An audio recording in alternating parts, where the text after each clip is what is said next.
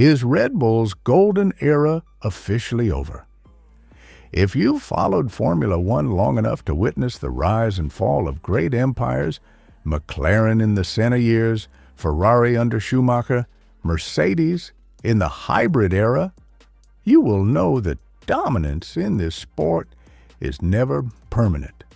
It burns brightly, it terrifies rivals, it reshapes the grid, and then inevitably it begins to fade.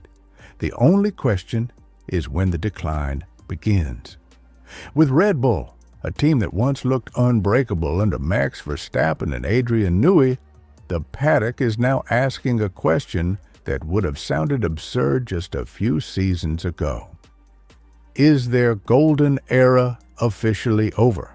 To answer that, we must examine three parallel collapses: the technical decline, the political fracture, and the cultural shift inside Red Bull racing. Let us begin with the foundation of Red Bull's empire: engineering supremacy.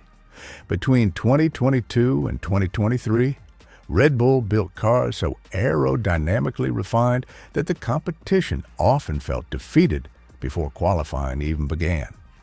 The RB18, RB19, and RB20 were masterpieces of ground effect philosophy, works of art carved from carbon fiber and aerodynamic genius.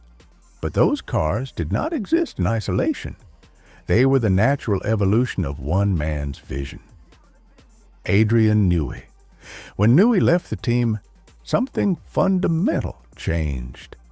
Red Bull did not lose an engineer, they lost the architect of their identity. They lost the only man in the modern era capable of reading regulations like poetry, of turning vague FIA rules into aerodynamic weapons. He was not simply designing cars, he was shaping eras. Every team feels the loss of a great engineer. Red Bull felt the loss of a once-in-a-generation genius. The 2025 car was the first Red Bull machine in years that lacked Newey's invisible fingerprints, and it showed. The car struggled with stability. It lacked aerodynamic flexibility. Rivals matched or exceeded Red Bull in high-speed balance, tire preservation, and low-drag efficiency. Red Bull went from being the pace setter to being a competitor. They were no longer the standard. They became one of many. But the true test comes with the 2026 regulations, a complete technical reset that erases the advantages of past dominance. Newey thrived under resets. His absence will be felt most brutally at the exact moment Red Bull needs him most. Their golden era was built on his brilliance.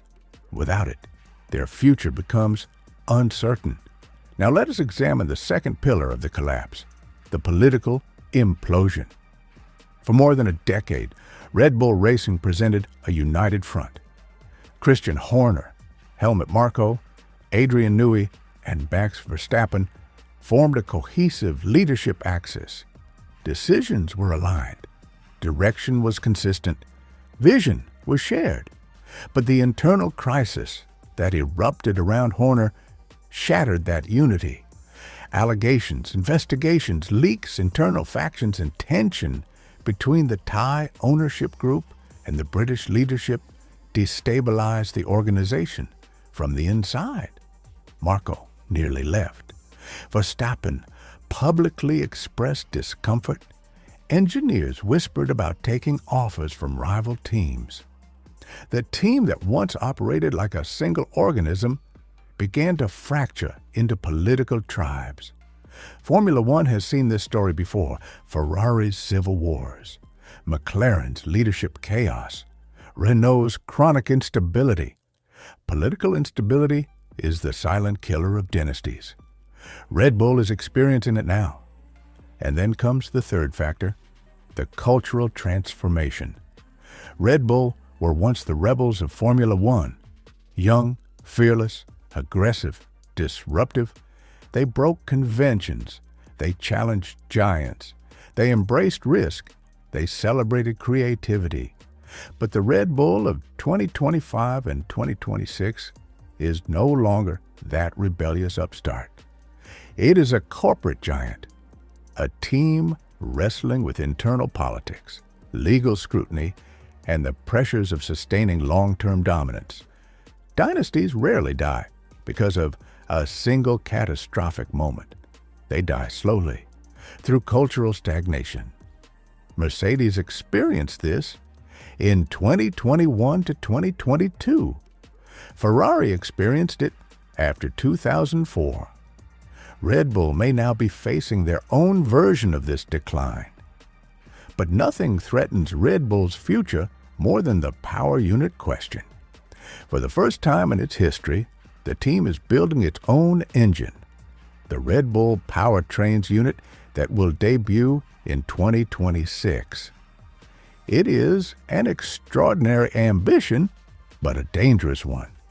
No team since Mercedes in 2014 has successfully introduced a championship-winning engine on the first attempt. Hybrid power units are unforgiving. They require years of refinement, thousands of hours of simulation, and a level of reliability that cannot be rushed. Mercedes spent half a decade preparing for 2014. Red Bull powertrains had just a fraction of that time. The paddock insiders, the people who study energy deployment maps, GPS overlays, and hybrid efficiency curves, quietly agree Red Bull is facing a steep learning curve. If their engine misses the performance window even slightly, their entire 2026 campaign could be compromised. Meanwhile, rivals arrive with terrifying momentum. Mercedes has the strongest hybrid program in modern F1 history. McLaren is entering a renaissance, armed with stability and a Mercedes PU. Audi is preparing a full factory onslaught. Ferrari is reorganized and more unified than it has been in years.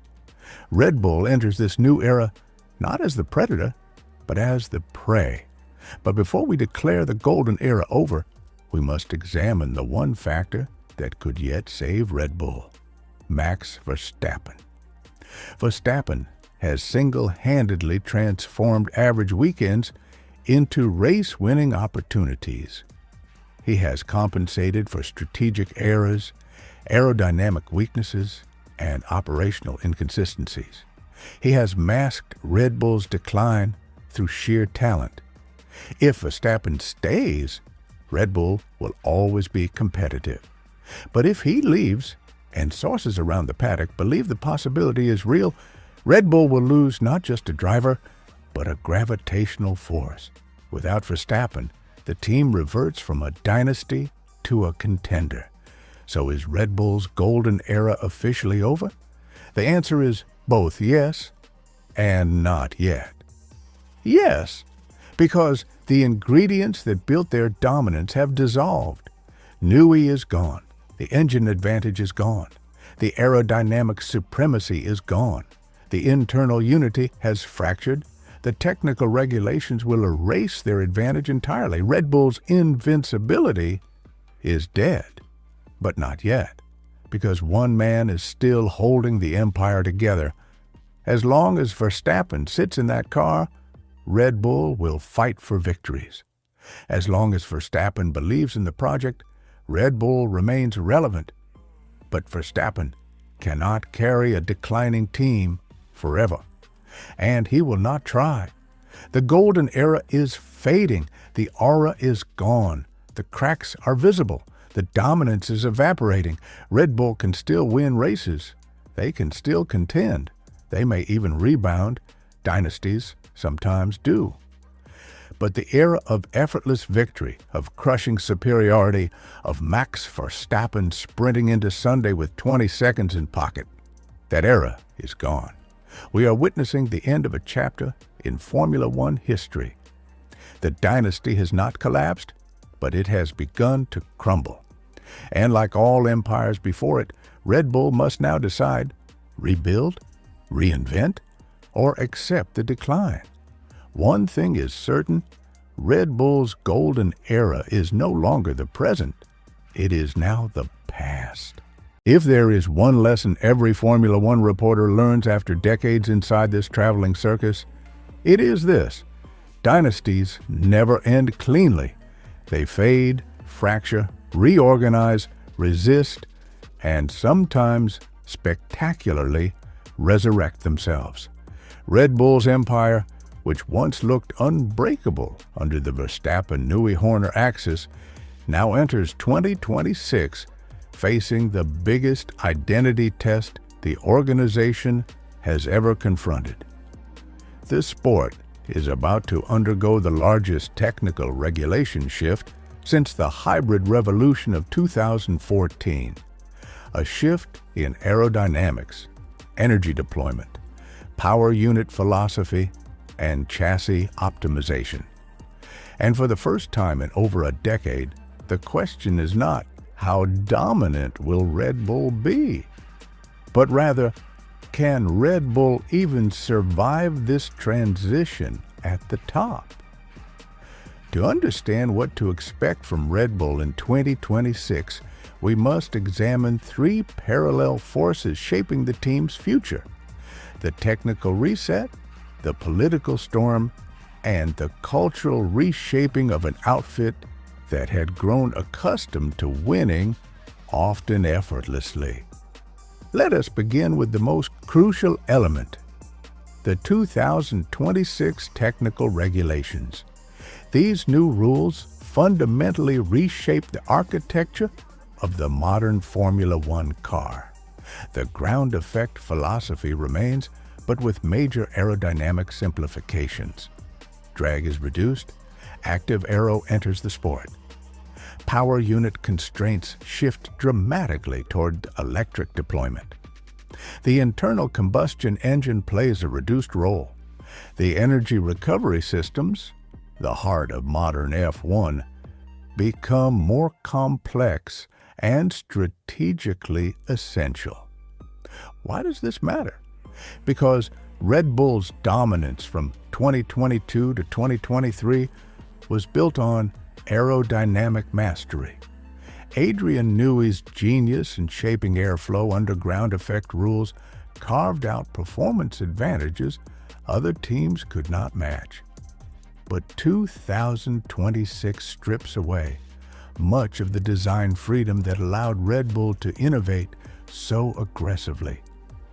The car becomes less about sculpting airflow with artistic freedom and more about engineering a tightly regulated, efficiency-driven platform. With Newey's departure looming over the team like a historical full stop, the question is whether Red Bull's new technical leadership can replicate the visionary innovation that became the DNA of the RB18, RB19, and RB20. Pierre Wache is brilliant, make no mistake, but he is inheriting a landscape far more constrained, far more electrified, and far more unforgiving of aerodynamic missteps. Expect Red Bull to remain sharp, but not invincible. Their advantage evaporates with the loss of conceptual freedom. The second pillar, shaping 2026, is the Honda to Red Bull powertrain shift. For years, Honda quietly delivered one of the best engines in the sport. It was stable, efficient, thermally robust, and perfectly matched to Verstappen's aggressive driving style. But 2026 introduces a brand new power unit, developed entirely in-house at Red Bull Powertrains, with Ford branding, but Ford's technical influence far more limited than the marketing suggests. The truth within the paddock, whispered in hospitality suites and engineering offices, is that Red Bull are facing the exact challenge that doomed McLaren Honda in 2015 and Renault in the turbo hybrid early years: integration.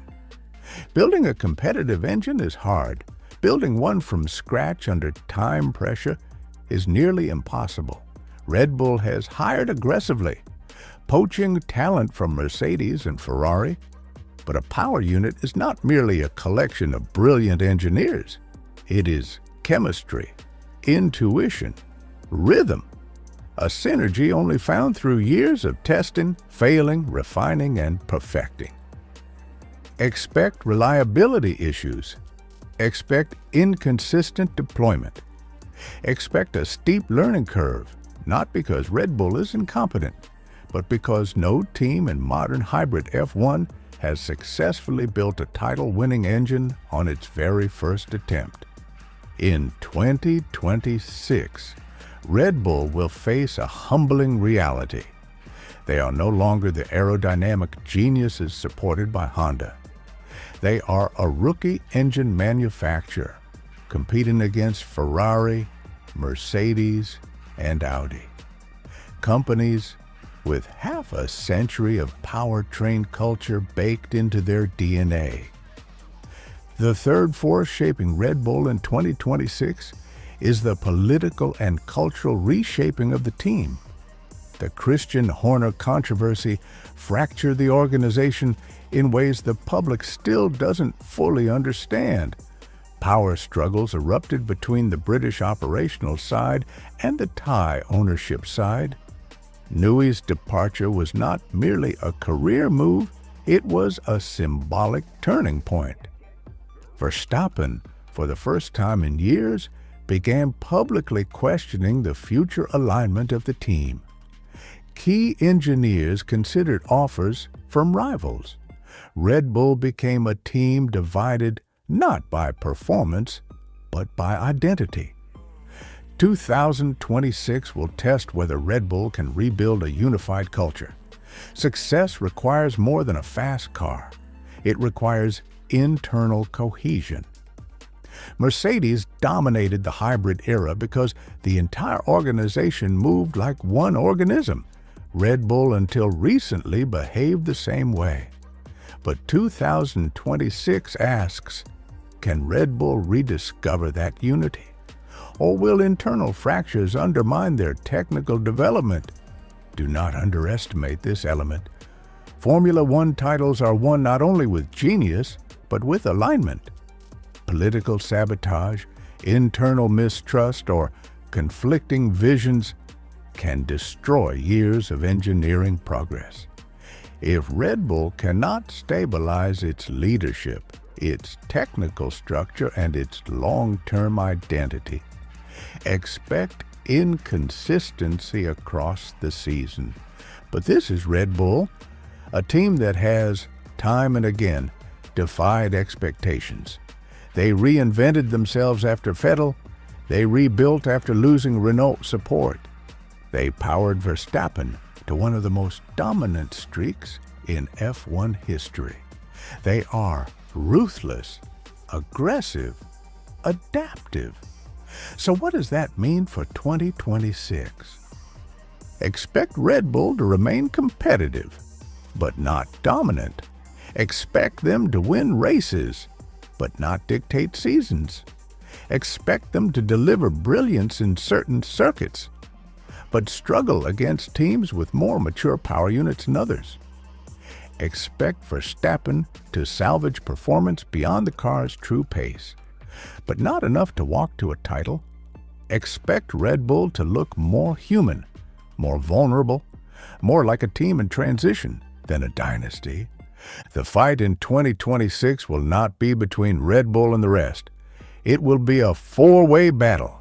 McLaren with momentum, Mercedes with recovery, Ferrari with desperation, and Audi with manufacturer firepower. Red Bull will be part of the fight, but no longer the center of gravity. The empire isn't dead, but the aura of inevitability is gone. 2026 will be the first true test of Red Bull's ability to win without Adrian Newey, without Honda, and without structural stability.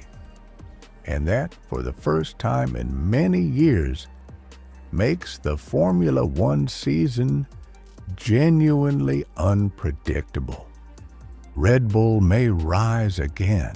They may even shock the world. But for now, expect turbulence, not dominance.